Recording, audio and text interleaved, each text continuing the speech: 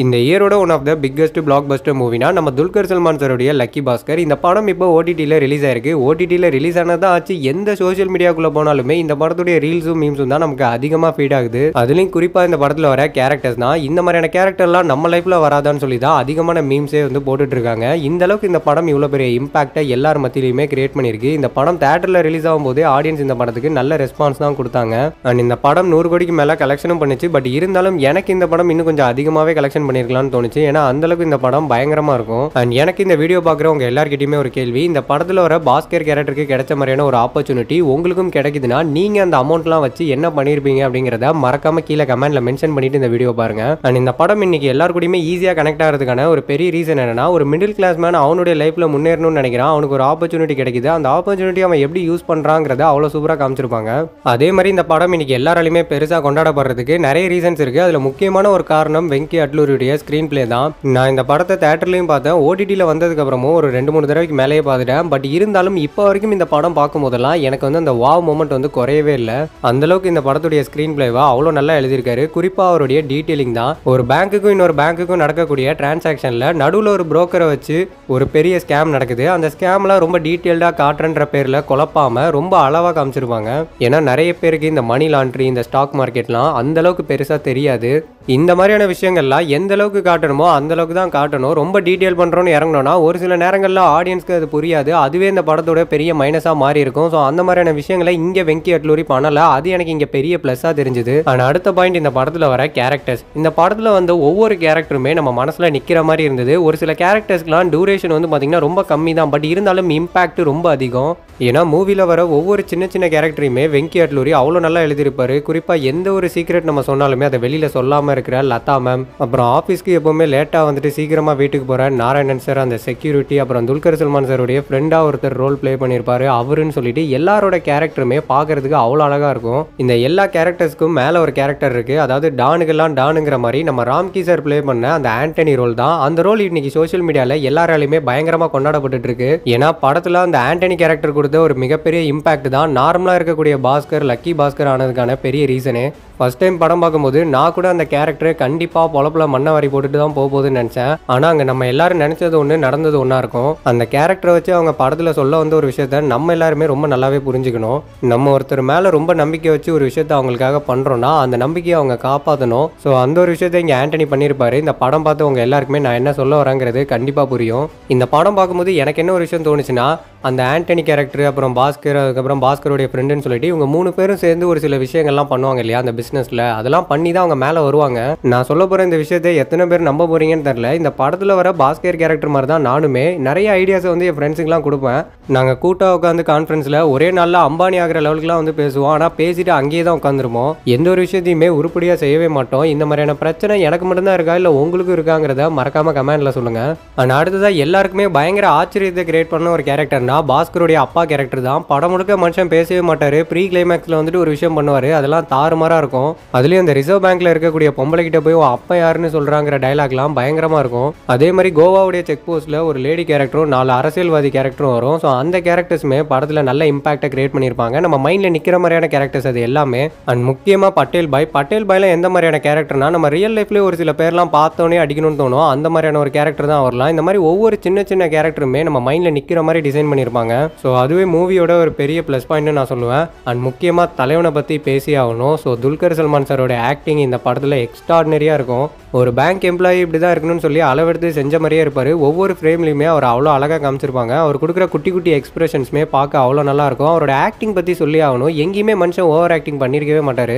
ரொம்ப நார்மலாக ஏதோ பக்கத்து வீட்டுக்காரர் மாதிரி வந்து பேசிட்டு இருக்காரு. இந்த படத்துடைய டப்பிங் ஆர்டிஸ்ட் எல்லாரையுமே பாராட்டணும். படத்தில் அவ்வளோ சூப்பராக டப்பிங் பண்ணியிருக்காங்க. எல்லா கேரக்டர்ஸ்க்குமே அவங்களுடைய வாய்ஸ் எல்லாமே அவ்வளோ ஆப்டடாக இருந்தது. எங்கேயுமே படம் பார்க்கும்போது நமக்கு ஒரு டப்பிங் படம் பார்க்குற ஃபீல் வந்து கொடுக்கவே இல்லை.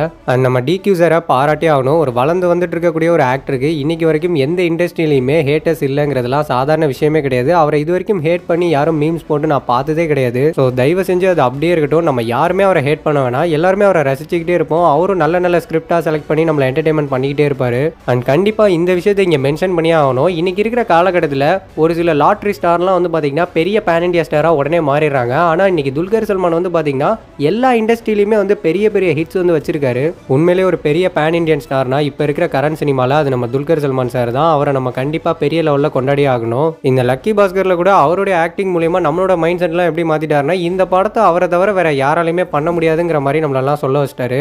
ரொம்ப டேலண்டடான ஒரு யங் ஆக்டர். கண்டிப்பா அவருடைய அடுத்தடுத்த படங்களும் பயங்கரமா இருக்கும்னு நம்ம நம்பலாம். அண்ட் இந்த படத்துடைய இன்னொரு பிளஸ் பாயிண்டா நான் பாக்குறது இந்த படத்துடைய ஆர்ட் டைரக்ஷன் தான். எனக்கு தெரிஞ்சு லக்கி பாஸ்கர்ல ஒர்க் பண்ண ஆர்ட் டைரக்ஷன் டீமுக்கு நிறைய அவார்ட் கிடைக்க சான்ஸ் இருக்கு. ஏன்னா 80sல இந்த பாம்பேவா அவ்வளோ சூப்பரா காமிச்சிருப்பாங்க. குறிப்பா அந்த பேங்க் எல்லாம் அவ்வளோ செம்மையா டிசைன் பண்ணியிருப்பாங்க. ஆர்ட் டைரக்ஷன் எந்த அளவுக்கு அவங்களுடைய ஒர்க்கை பார்த்து டிசைன் பண்ணாங்களோ அதே மாதிரி தான் காஸ்டியூம் டிசைனர்ஸும். ஸோ அவங்களுடைய காஸ்டியூம் ஒர்க்குமே இந்த படத்தில் தாறுமாறா இருந்தது. குறிப்பாக டிக்யூ சார் போட்டிருக்கிற ஒவ்வொரு காஸ்டியூமே ரொம்ப நார்மலாக இருந்தாலுமே அவ்வளோ அட்ராக்ஷனாக இருந்தது பார்க்க. இந்த ஆர்ட் ஒர்க்கு காஸ்டியூம்ஸ்லாம் ஒரு பக்கம் நல்லா இருந்தாலும் அது எல்லாத்தையுமே ரொம்ப அழகாக காட்டுறது சினிமோட்டோகிராஃபி தான். ஸோ சினிமோட்டோகிராஃபரை பாராட்டியே ஆகணும்.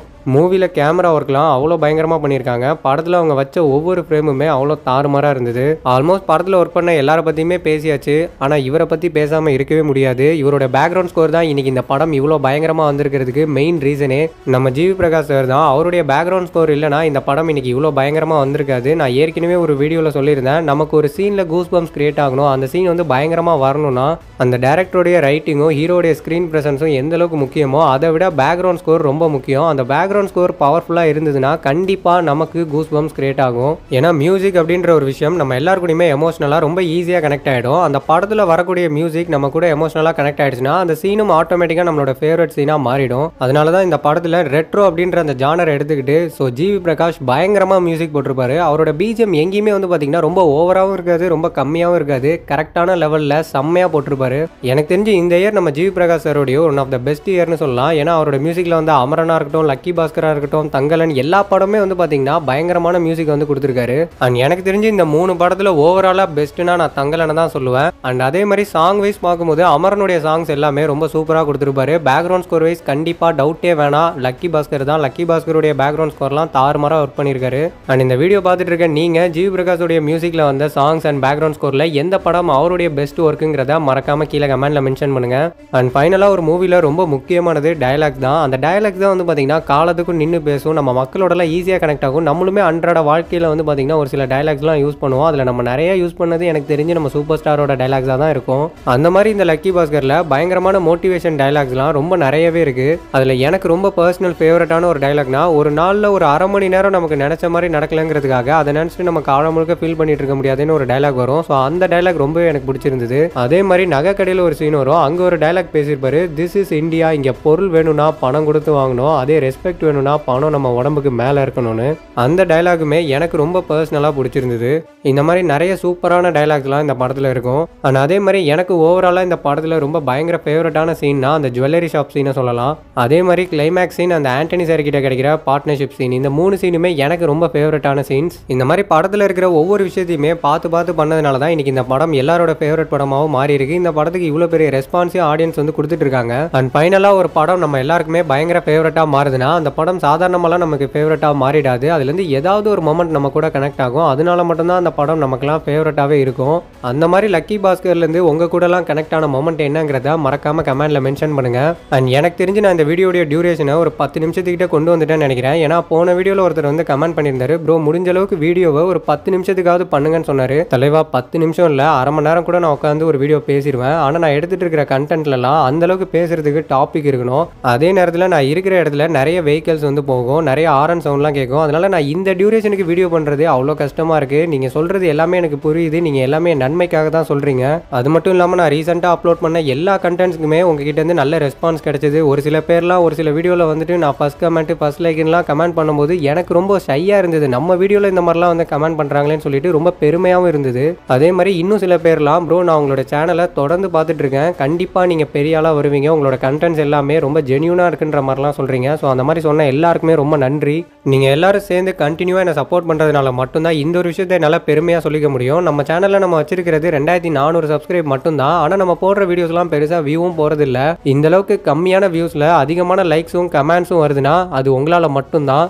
நான் போடுற கண்டென்ட் நல்லா இருக்கோ இல்லையோ, ஆனால் நீங்கள் அதிகமாக லைக் பண்ணுறீங்க. ஸோ ரொம்ப ரொம்ப நன்றி அது எல்லாத்துக்குமே. நான் இது வரைக்கும் 7 வருஷமாக வீடியோஸ் வந்து அப்லோட் பண்ணிட்டு இருக்கேன் யூடியூப்பில். கிட்டத்தட்ட 6 சேனல்ஸ் வந்து வச்சுருந்தேன். அதில் 5 சேனல்ஸ் வந்து டெர்மினேட் ஆகிடுச்சு. இது வரைக்கும் நீங்கள் ஸ்க்ரீனில் பார்க்குற இந்த ஒரு வார்த்தைகளை நான் என் வீடியோஸில் வந்து கேட்டதே கிடையாது.